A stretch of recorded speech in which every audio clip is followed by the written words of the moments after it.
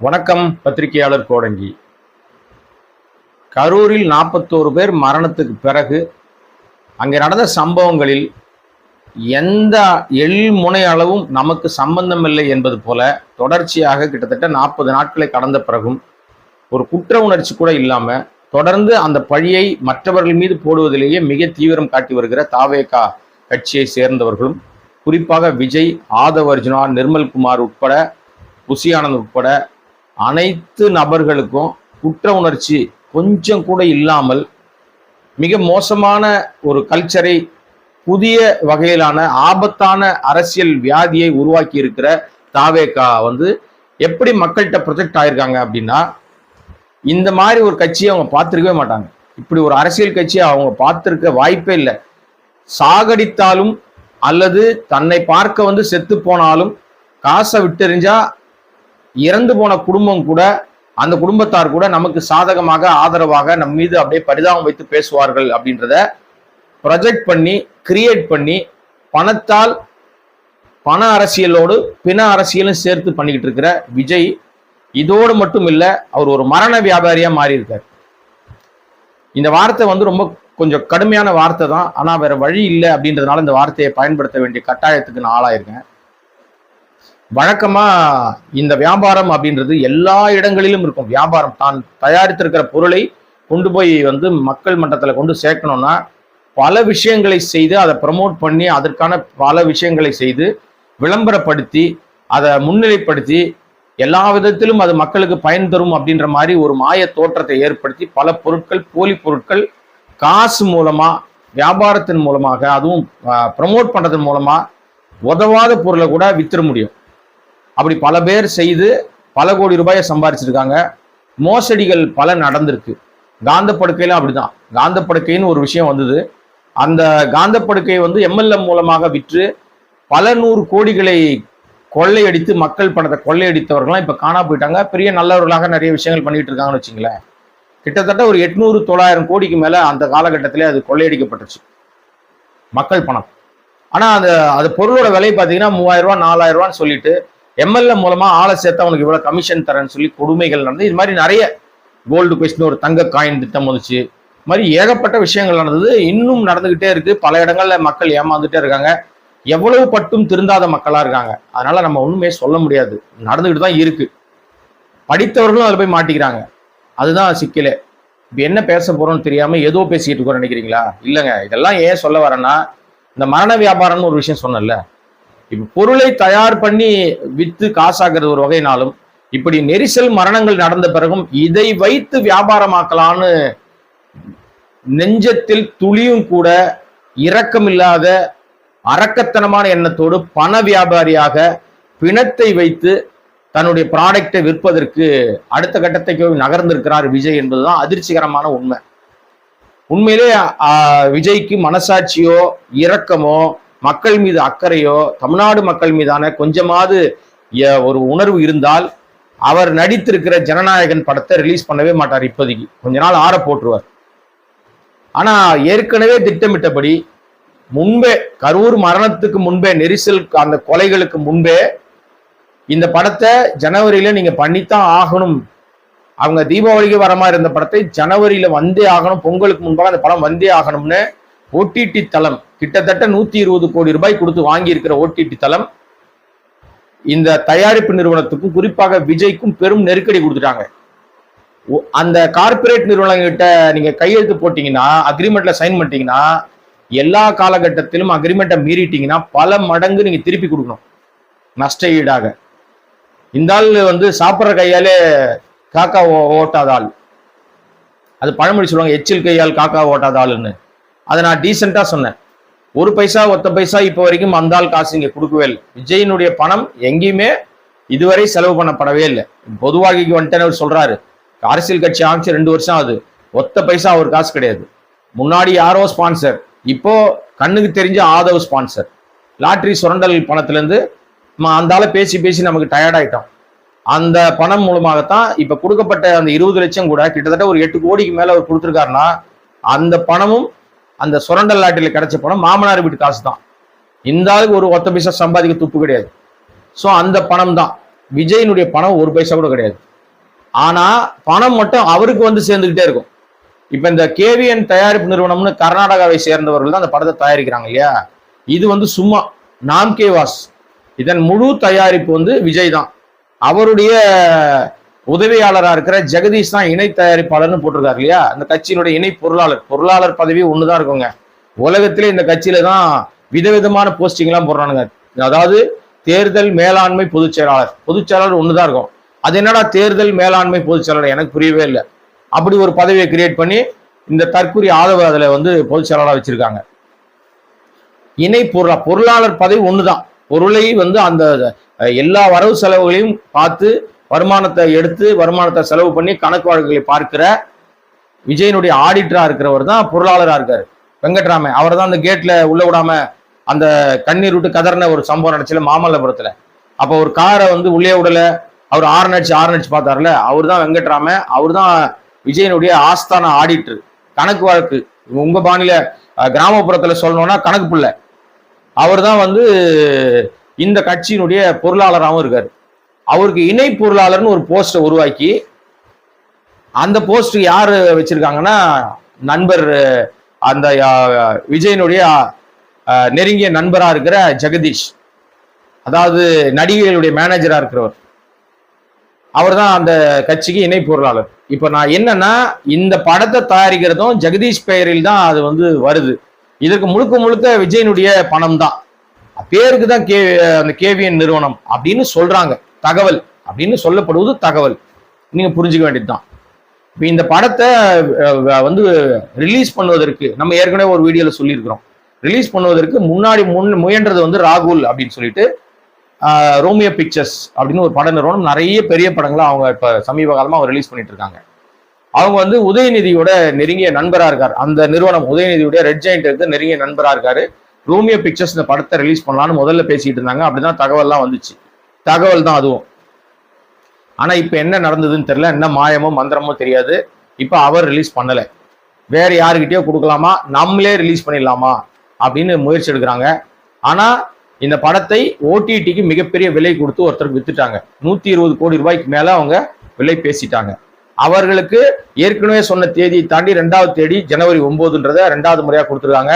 கார்பரேட்டுகளுக்கு சொன்ன தேதியில வரலன்னா நான் ஏற்கனவே சொன்ன மாதிரி பல மடங்கு நஷ்ட ஈடாக திருப்பி கொடுக்கணும். அதனால என்ன குட்டிக்காரன் அடிச்சாவது படத்தை 9ஆம் தேதி ரிலீஸ் பண்ணி ஆக வேண்டிய கட்டாயத்துல விஜய் தரப்பு இருக்கு. அதாவது ஜனநாயகன் தரப்பு இருக்கு. இப்ப ஜனநாயகன் படத்துல எந்தெந்த காட்சிகளை சேர்த்திருக்காங்கன்ற சிக்கலாகி போச்சு. நக்கீரன் கோபால் வெளிப்படையாக ஒரு விஷயத்த வந்து சொல்லிட்டார். பறக்க விடப்பட்ட ட்ரோன்களும் அந்த பஸ்ல இருந்த அதிசக்தி வாய்ந்த குவாலிட்டியான சிசிடிவி கேமராக்களும் ஜனநாயகன் படத்திற்காக எடுக்க வேண்டிய ஷூட்டிங்கை கரூர், நாமக்கல் உட்பட பல இடங்கள்ல ஷூட் பண்ணி அந்த காட்சிகளை படத்துல வச்சிருக்காங்க. இது சினிமா ஷூட்டிங்ல தான் இவர்கள் கொல்லப்பட்டார்கள். இது நெரிசல் மரணங்கள் திட்டமிடப்பட்டது. இது வந்து ரொம்ப மோசமான ஒரு சம்பவம். இதற்கு தார்மீக அடிப்படையில விஜய் பொறுப்பேற்றுக்கணும்.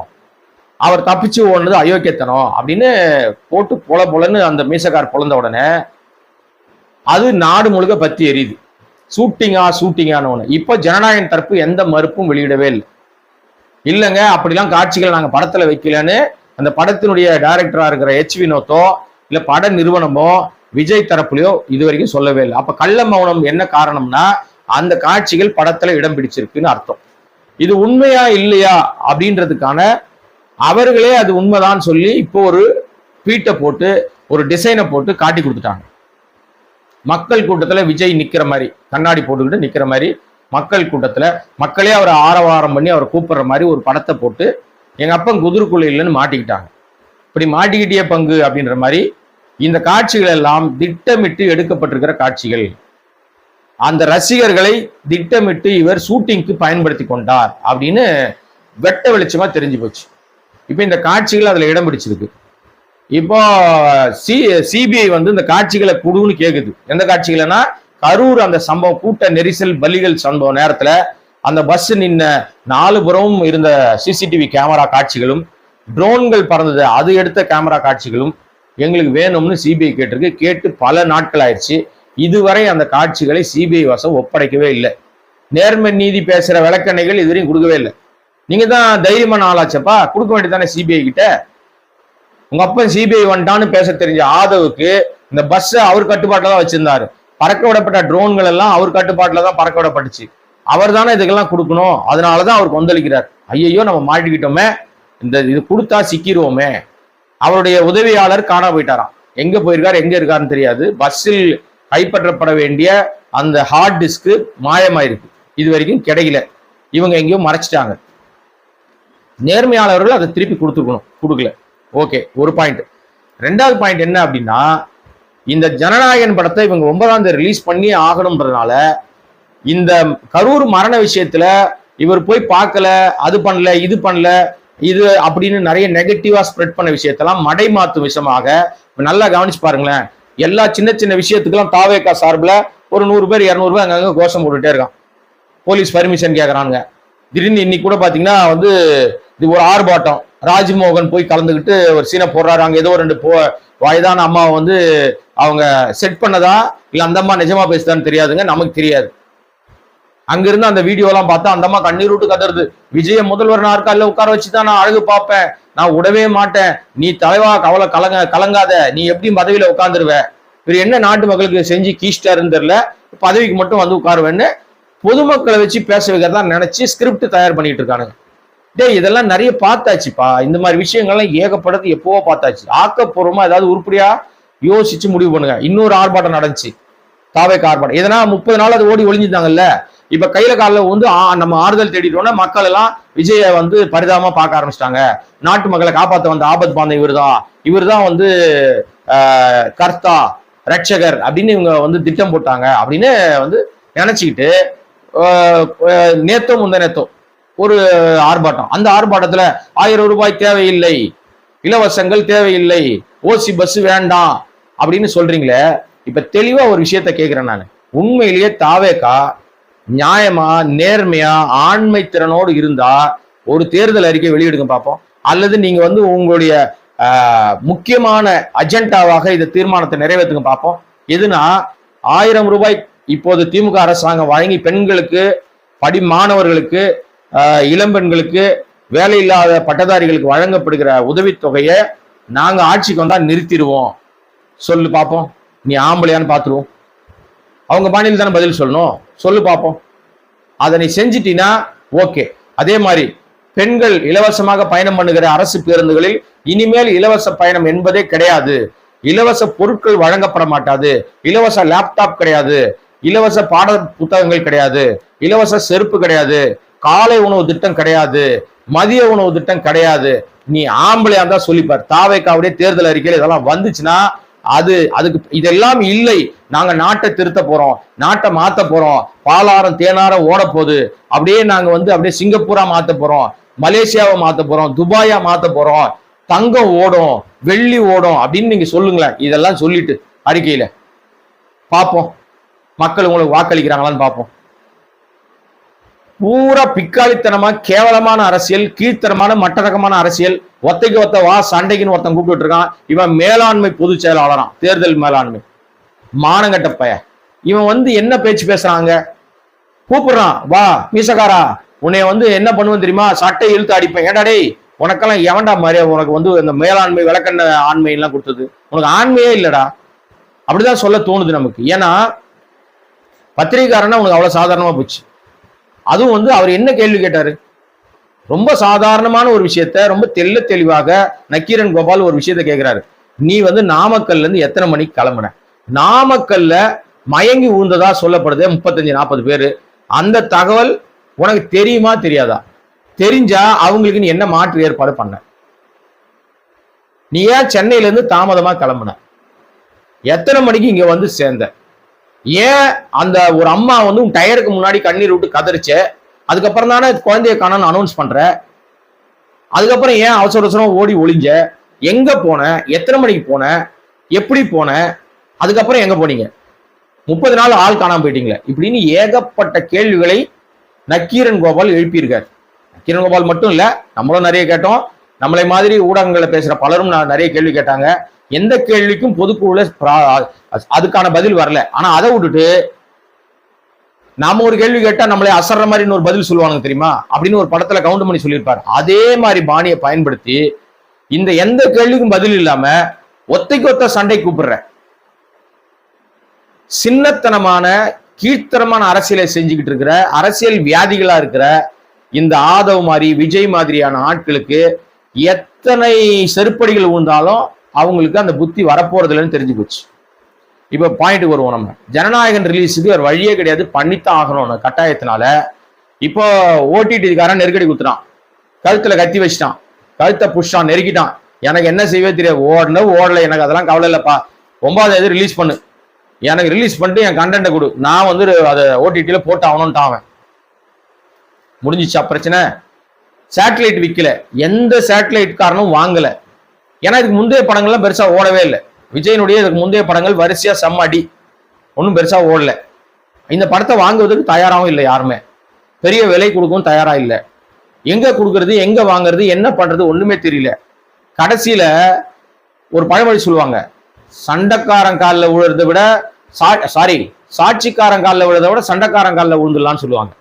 அந்த மாதிரி போய் வேற வேற சேனல்ல போய் நம்ம வந்து வாங்கிக்கோ சேட்டலைட் வாங்கிக்கோன்னு கெஞ்சறதை விட போய் நமக்கு நேர் எதிரியாக இருக்கிற, இப்ப நேர் எதிரி நம்ம தான் சொல்லிட்டு இருக்கிற திமுகவில மிக முக்கியமான பதவிகள்ல மத்திய அமைச்சராக இருந்து இப்ப எம்பியா இருக்கிற தயாநிதி மாறனுடைய அண்ணன் நிறுவனமா இருக்கிற அந்த நிறுவனத்துல இந்த படத்தினுடைய சேட்டலைட் உரிமை, டிவி உரிமைன்னு சொல்லப்படுகிற உரிமையை கையில காலில் விழுந்து கொடுத்துருக்கிறதா ஒரு தகவல். இது தகவலுங்க.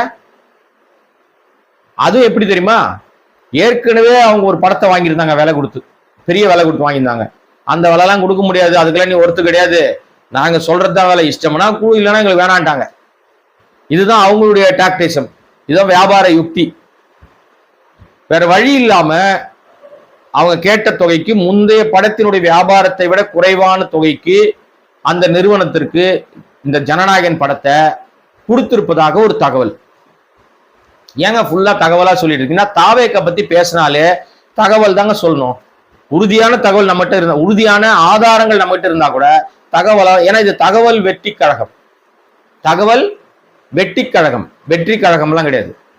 அதனால இந்த தகவலும் அந்த அந்த டிவி நிறுவனத்துக்கு தான் இந்த படத்தை வித்திருக்காங்க. அவங்க எப்போ வெளியிடுவாங்கன்னு தெரியாது, வெளியிடுவாங்களான்னு தெரியாது, வெளியிட்டா எந்த லட்சணத்துல வெளியிடுவாங்க, எப்படி வரும்னு தெரியாது. பெரும் குழப்பத்தில் இருக்கிறாராம் பனையூர் பண்ணையார். என்ன பண்றதுன்னு தெரியல. இப்போ தியேட்டர்கள்ல எவ்வளவு ஸ்கிரீன் போடணும், எவ்வளவு ஸ்கிரீன் கிடைக்கும், அதுல பெரும் குழப்பம். ஏன்னா இன்றைக்கு பெரும்பாலான திரையரங்குகள் இந்த படத்தை வெளியிடுவதில் தயக்கம் காட்டுகிறது. படத்தை வெளியிட்டா நமக்கு பிரச்சனை வருமா தெரியலையே, தேர்தல் நடக்க போகுது, தேர்தலில் என்ன நடக்கும் தெரியாது, ஆட்சி மாற்றம் வருமா இல்லை இதே ஆட்சி தொடருமா யாருக்கும் தெரியாது. ஆனா நிஜமா மக்களுக்கு தெரியும், தாவேக்க தலைகீழா தண்ணி குடிச்சா கூட ஆட்சி கட்டில உட்கார போறது இல்லை, அது 100% கன்ஃபார்ம். என்னத்துக்கு போய் நம்ம போய் அந்த அரசியல் சர்ச்சையில மாட்டிக்கணும்னு தியேட்டர்காரங்கெல்லாம் ரொம்ப ரொம்ப ரொம்ப யோசித்து இந்த படத்தை நம்ம வந்து வாங்கலாமா, ரிலீஸ் பண்ணலாமா, டிஸ்ட்ரிபியூஷன்ல கேட்கலாமா. இன்னும் சில பேர் என்ன பண்றாங்கன்னா, இதுதான் கிடைச்ச கேப்னு பெரும்பாலான அக்ரிமெண்ட் போடும்போது 70-30, 60-40, 65-35 இப்படிலாம் போட்டுக்கிட்டு இருந்தவங்க இப்ப அடிமாட்டு ரேட்டுக்கு பேசுறாங்களாம். டிஸ்ட்ரிபியூஷன் தான் பணம்லாம் தர முடியாது, இஷ்டம்னா கூட ரிலீஸ் பண்றோம், என்ன வருதோ எங்க ஷேர் எடுத்துக்கிறோம், அதுவும் எங்க ஷேர் இவ்வளவு பணம் கொடுக்கணும் அப்படின்னு மிகப்பெரிய தொகை பேசுவதாக தகவல். அதனால எப்படி என்ன பண்ணாலும், எங்க நஷ்டம் வந்தாலும் பரவாயில்லைங்க, இந்த படத்தை நீங்க ரிலீஸ் பண்ணி ஆகணும், இல்லைன்னா என்னுடைய பெரிய பிரச்சனையாட எனக்குன்னு சொல்லி விஜய் அந்தந்த தரப்புகள் கிட்ட அவரே கதறி கதறி கெஞ்சிக்கிட்டு இருக்காருன்றதான் தகவல். இதுவும் தகவல் தான். ஏன்னா அவர் கதறதையோ கெஞ்சுறதையோ நான் பார்க்கல, நமக்கு சொல்ற தகவல், அங்கிருந்து பேசுகிற தகவல், சில நண்பர்கள் வட்டாரத்துல பேசும்போது கிடைக்கிற தகவல். இந்த தகவலின் அடிப்படையில் உங்களுக்கு தகவல் சொல்லியிருக்கேன். ஜனநாயகன்ல அந்த காட்சிகளை வைத்து வியாபாரம் பண்ணி அதிலிருந்து பணத்தை எடுத்து கோடி கோடியாக தனக்கு சம்பளத்தை எடுத்துக் கொள்வதற்கு முயற்சி எடுக்கிறார். ஏன்னா இவங்க கூட இருக்கிற ஜெகதீஷ் தான் இணை தயாரிப்பாளர். நீங்க யோசிச்சுங்க, அப்ப பணம் எங்க போகும், கிடைக்கிற பணம்லாம் யாருக்கு போகும்? ஜெகதீஷ்க்கு அவ்வளவு பணம் இருக்கா? இவ்வளவு பெரிய தொகை கொடுத்து படம் எடுக்கிற அளவுக்கு இணை தயாரிப்பு உள்ள வர வரைக்கும் பணம் வச்சிருக்காரு அவரு. ஏது பணம் அவருக்கு? இந்த கேள்வியெல்லாம் வருமா? நான் கேட்கலங்க, இந்த கேள்வியெல்லாம் வரும் இல்லையா? அந்த கேள்விகளுக்கெல்லாம் விடை வந்து கை நீட்டுகிற இடமாக விஜய் தான் எல்லாரும் கை காட்டுறாங்க. பொறுத்திருப்போம் இது என்ன நடக்குதுன்றத. ஜனநாயகனுக்காகத்தான் இந்த சந்திப்புகள், கண்ணீர் கம்பளைகள், கதறல்கள், இந்த மாதிரியான சண்டைகள், சச்சரவுகள், விஜய் ரொம்ப அப்படியே சோகமா இருக்கிற மாதிரி நடிப்புகள், நீலிக்கண்ணீர், கிளிசரின் போட்டுன்னு அழுதது, கிளிசரின் இல்லாம அழுதது, மேடையில வீரவசனம் பேசுனது, பஞ்ச் டயலாக் பேசுறது, ஆதவை தூண்டி விட்டு துரைமுருகனை சீண்டது, நக்கீரன் கோபாலை சீண்டியது, முதல்வர் ஸ்டாலினை வம்புக்கு இழுத்தது, இது எல்லாத்துக்கும் ஒரே ஒரு விஷயம், தமிழ்நாட்டில் எந்த வகையிலாவது ஒரு கலவரத்தை ஏற்படுத்தணும் அல்லது எந்த வகையிலாவது நம்மளை பத்தி பாசிட்டிவா பேசுவதற்கான சூழலை உருவாக்கணும். நம்ம படத்தை எப்படியாவது வித்துட்டு வெளியில வந்துடணும், எவனாவது எப்படியாவது அடிச்சுக்கிட்டு போட்டோம் அப்படின்ற மாதிரி கேவலமான சிந்தனையோடு இந்த ரிலீஸுக்கு தயாராகி கொண்டிருக்கிறார். ஏற்கனவே சொன்ன மாதிரி ரிலீஸை நோக்கி நகர்வதனால்தான் இப்ப வரைக்கும் நம்ம விஜயால எந்த விதத்திலும் தெளிவான ஒரு பேச்சு பேச முடியவில்லை. ஒரு சிந்தனையில ஒரு இல்லை. இன்னைக்கு ஒரு காலையில ஒரு முடிவுல இருக்கார், சாயங்காலம் ஒரு முடிவுல இருக்கார். இன்னொரு தகவலும் சொல்றாங்க, இந்த சம்பவத்துக்கு பிறகு ஜான் ஆரோக்கியசாமிய லெப்ட் ரைட் வாங்கியிருக்காரு. எதுக்கு தெரியுமா? என்னை போய் வம்புல மாட்ட விட்டு கொலைகேஸ்ல மாட்டி விட்டடியா, இனிமே நீ தேவையில்லை அப்படின்னு அவருக்கும் டோஸ் விழுந்திருக்கிறதா சொல்றாங்க. அதனால அவரும் வேறு வழி இல்லாமல் அப்படியே அமைதியா இருக்கிறாராம். இப்ப முழுக்க முழுக்க ஆதவ் கட்டுப்பாட்டுல தான் விஜய் இருக்கிறார். நம்ம ஏற்கனவே வீடியோ போட்டிருக்கோம், ஆதவ் கட்டுப்பாட்டுல தான் விஜய் இருக்கிறார். ஏன்னா ஆதவ் தான் முழுக்க முழுக்க கட்சியை தன் கட்டுப்பாட்டுல மேலாண்மை பொதுச் செயலாளர் இருக்கிறவர் தான் எடுத்துக்கிட்டாரு. புஷி ஆனந்த் கூட பவர் கிடையாது. அங்க முழுக்க முழுக்க ஆதவ் தான். ஒரு நேரத்தில் ஆதவையே ஓரம் கட்டிட்டு பார்த்தாங்க. இப்போ ஆதவ் தான் அங்க எல்லாத்துக்கும் காரணமா இருக்கார். நிச்சயமா நான் ஏற்கனவே சொன்ன மாதிரி, கடந்த வீடியோவில் சொன்ன மாதிரி, அதற்கு முந்தைய வீடியோவில் சொன்ன மாதிரி, ஆதவ் கூட இருக்கிற வரை விஜய் நிச்சயமாக எல்லா தர்ம சங்கடங்களுக்கும் மாட்டுவாரு, சட்ட சிக்கல்ல மாட்டுவாரு, ஒரு சூழல் தேவைப்பட்டால் ஜெயிலுக்கு கூட போவார். அதற்கு காரணம் ஆதவா தான் இருப்பான். இந்த மாதிரி தற்கொலைகளை கூட வச்சுக்கிட்டா சிக்கலில் மாட்டி சின்ன பின்னமாய் சீரழிஞ்சு போயிடுவாரு. உஷாரா, புத்தி இருக்கிறோம் பொழைச்சிப்பான். இதுங்களுக்கு தான் தற்கொலையாச்சே, புத்தி எங்க வரும்னு தெரியல. பொறுத்திருப்போம். ஜனநாயகன் ப்ரமோஷன் என்னென்ன தில்லுமுள்ளு வேலைகள் செய்ய போறாங்க, என்னென்ன விஷயங்களை செய்ய போறாங்க, இனிமே அதை ஃபுல்லா அதை போக்கஸ் பண்ணுவாங்க. நீ மெதுவா எல்லா பக்கமும் காசு கொடுத்து ஆளை திரட்டி ஆர்ப்பாட்டம் போராட்டம்னு தாவேக்கா நாங்க இருக்கிறவருக்கும் காட்டிக்கிட்டு ஒரு பக்கம் நடந்துகிட்டு இருக்கோம். இன்னொரு பக்கம் ஜனநாயகனை ப்ரமோட் பண்ணிட்டு இருப்பாங்க. அந்த வேலையை தொடங்கிடுவாங்க, எல்லாரையும் விலைக்கு வாங்குவாங்க. எல்லா இடங்களிலும் திருமண பக்கம் ஜனநாயகம் இருக்கிற மாதிரி காட்டுவதற்கு முயற்சி எடுப்பாங்க. அந்த படம் தோல்வியை தழுவினாலும் வெற்றி படம் என்று அறிவிப்பார்கள். அதனால் இவ்வளவு பணம் எங்களுக்கு கிடைத்து விட்டதுன்னு அறிவிப்பாங்க. போலியான ஒரு வசூல் நிலவரத்தை சொல்லுவாங்க. நம்பர் 1 இடத்தை பிடித்தார் விஜய்னு சொல்லுவாங்க. பெரிய கடைசி படம் வெற்றி படம்னு இவங்க மார்த்தட்டி கொள்வதற்கு எல்லா வேலைகளும் செய்வாங்க. தன் வசம் இருக்கிற கணக்கில் காட்டப்படாத தொகையை கூட இதை வருவாயாக காட்டி திருட்டுத்தனம் செய்வதற்கு வாய்ப்புகள் அதிகம். நம்மளும் இருக்கதான் போறோம், பார்க்க தான் போறோம், நீங்களும் கவனிக்க தான் போறீங்க.